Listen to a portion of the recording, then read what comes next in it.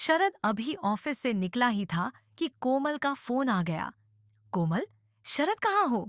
मैं कब से तुम्हारा इंतजार कर रही थी। आज मूवी देखने जाना था। शरद, कोमल, मैं ऑफिस के काम में ऐसा उलझा कि सब कुछ भूल गया। तुम कहाँ हो? मैं अभी तुम्हें पिक करता हूँ। ये कहते कहते शरद गाड़ी में बैठ गया। लैपटॉप का बैग पीछे की सीट पर रखकर जल्दी से गाड़ी स्टार्ट करने लगा। कोमल, रहने दो, अब मूड नहीं है। मैं 2 घंटे से तैयार होकर तुम्हारा इंतजार कर रही थी। कभी तो मेरा ध्यान रखा करो। शरद, याद, कोमल बोला, न भूल गया। अब इतनी सी बात के लिए मूड खराब मत करो, चलो डिनर बाहर करने चलते हैं।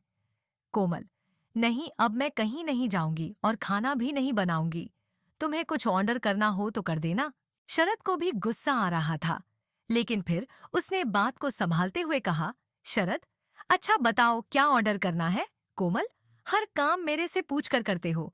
जो खाना हो मंगा लेना। यह कहकर कोमल ने फोन काट दिया।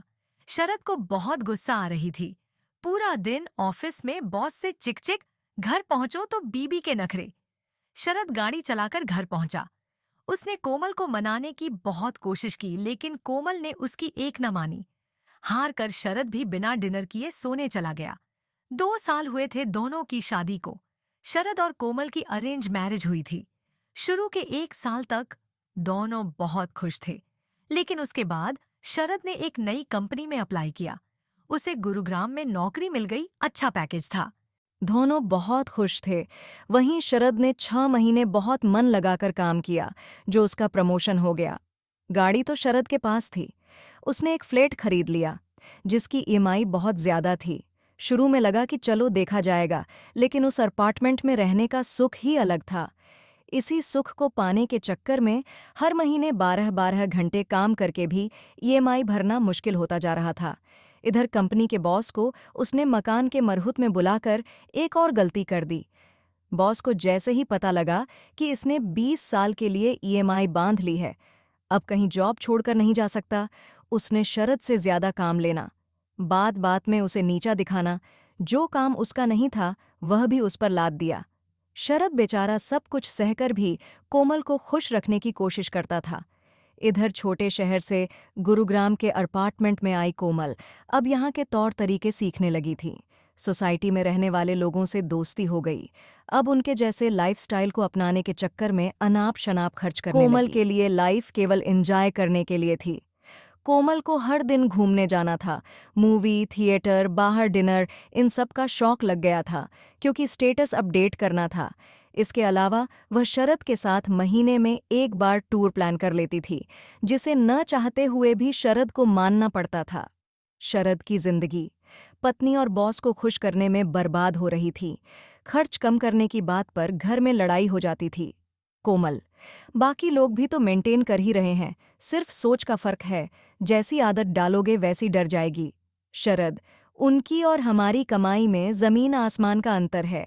इनमें से कुछ लोग तो बहुत पहले से यहाँ रह रहे हैं, हमें अभी 20 साल ईएमआई भरनी है। कोमल, तुम कहीं और जॉब के लिए अप्लाई भी तो नहीं करते, तुम भी तो इसी कंपनी से चिपके रहना चाहते हैं, हो सकता है अच्छा पैकेज मिल जाए।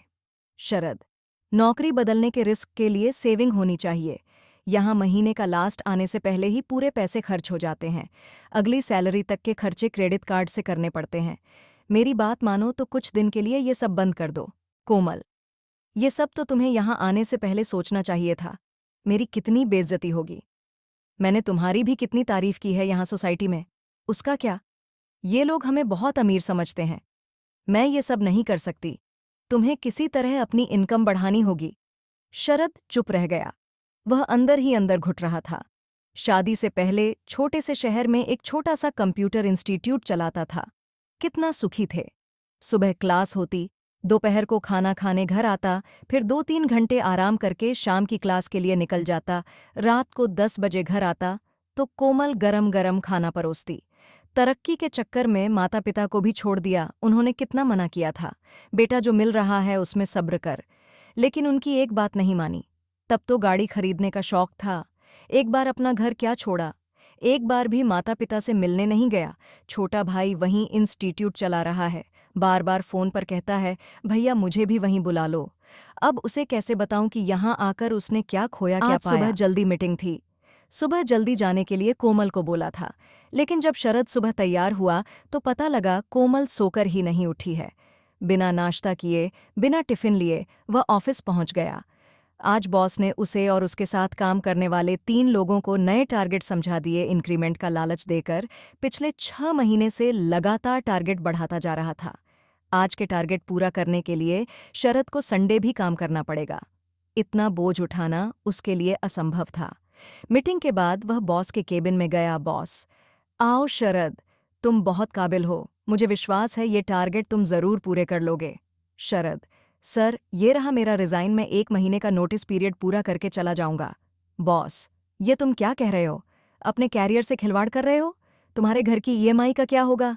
शरद, सारे क्लेश की जड़ वह हाई सोसाइटी का घर ही है जिसके कारण मेरी जिंदगी नर्क हो गई है।